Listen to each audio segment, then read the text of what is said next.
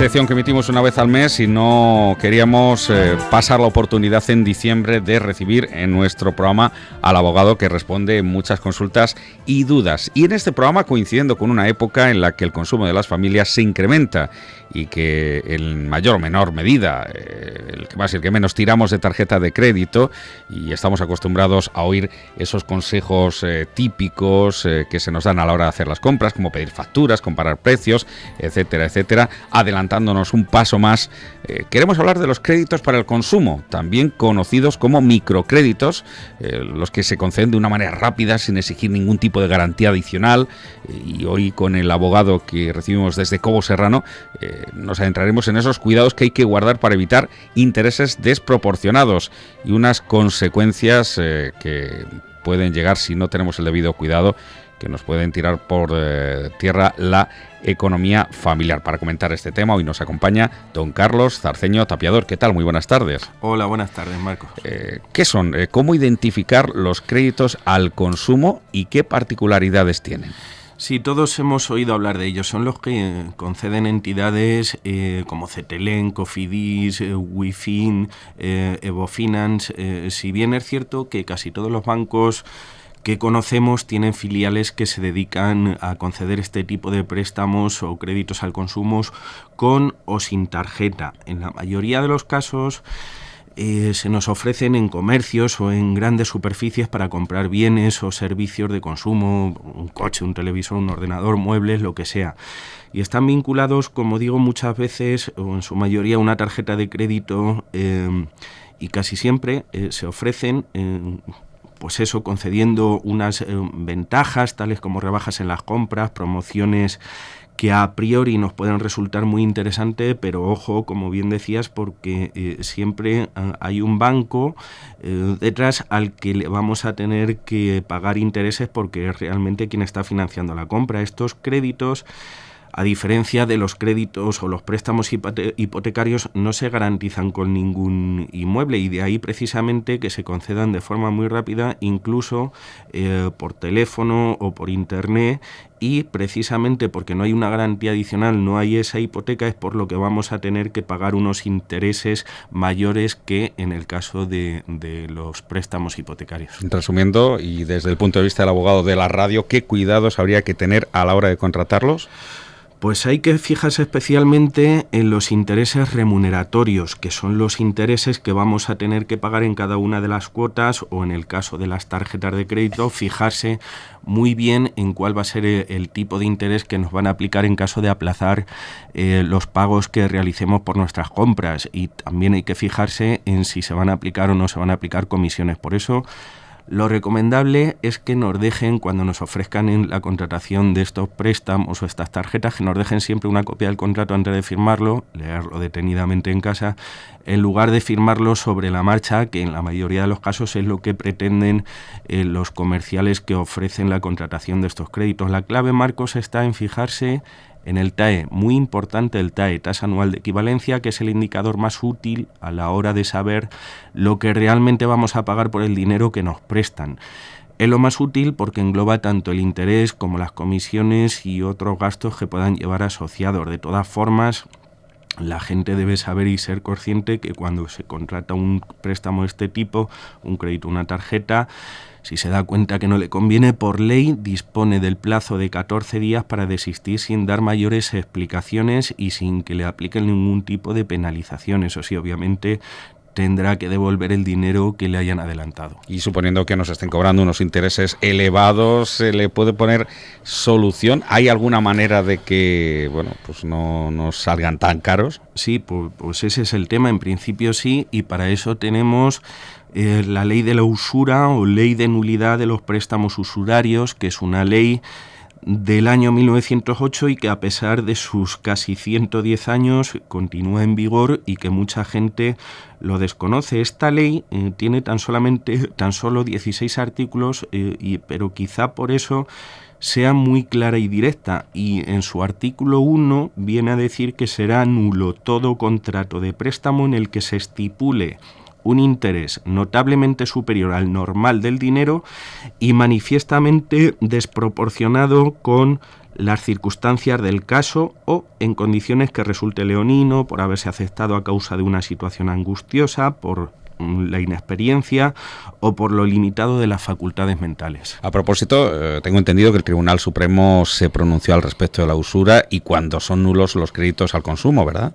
Sí, efectivamente hay una sentencia muy importante del Tribunal Supremo de 25 de noviembre de 2015 que viene a poner un poco de orden en los tipos de interés que se venían pagando por estos préstamos y viene a desempolvar al mismo tiempo esta antigua ley de la usura. En el caso que examina el Tribunal Supremo en esta sentencia, lo que hace es anular un crédito de este tipo de los que estamos hablando, un crédito al consumo de los denominados revolving, que fue concedido en este caso por Banco Sisma Hispania y que permitía al titular hacer disposiciones mediante llamadas telefónicas o con una tarjeta de crédito.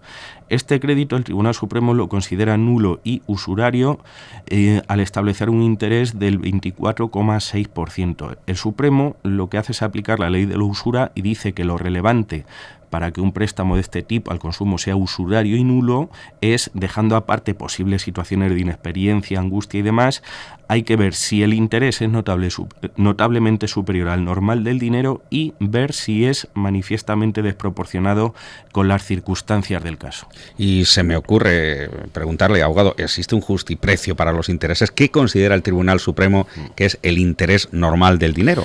A ver, para determinarlo hay que estar a lo habitual, al normal, en concurrencia con las circunstancias del caso y la libertad existente en la materia. Lo dice también el Supremo. Para poder ver esa normalidad o esa habituabilidad podemos acudir a las estadísticas oficiales del Banco de España, que es donde se publican periódicamente los tipos de interés que aplican los bancos para cada una de las operaciones de comercio que realizan, pues para los créditos de préstamo personales, hipotecarios, cuentas corrientes, cuentas de ahorro. Para cada una de las operaciones que hacen envían sus tablas y los tipos de interés habituales y a partir de ahí pues podremos ver cuál es el tipo normal o habitual para cada operación de que se trate o si estamos por encima.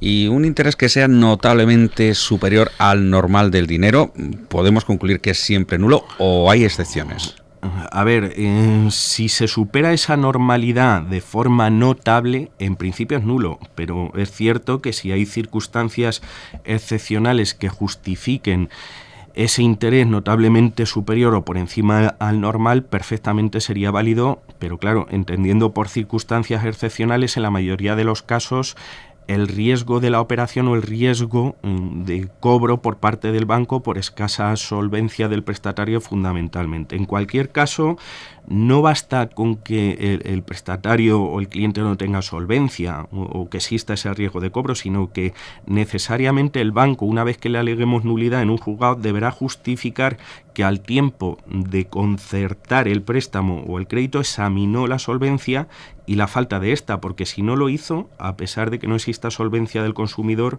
igualmente el préstamo devendría nulo si los intereses superan notablemente a los habituales. Y en su caso, señor Zarceño, nos habla desde la experiencia en el bufete de Cobo Serrano. ¿Han tenido casos de estos? Sí.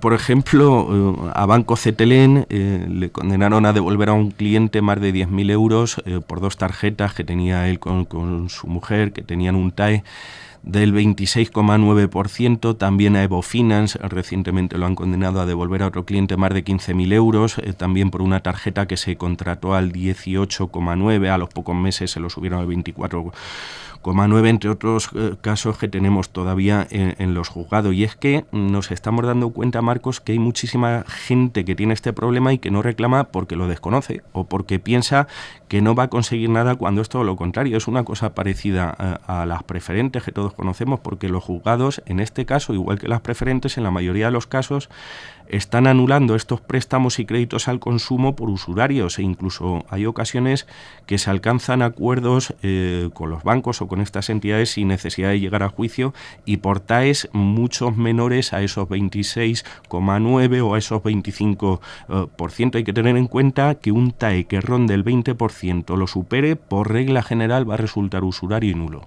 ¿Y hay consecuencias jurídicas legales si se anula ese microcrédito?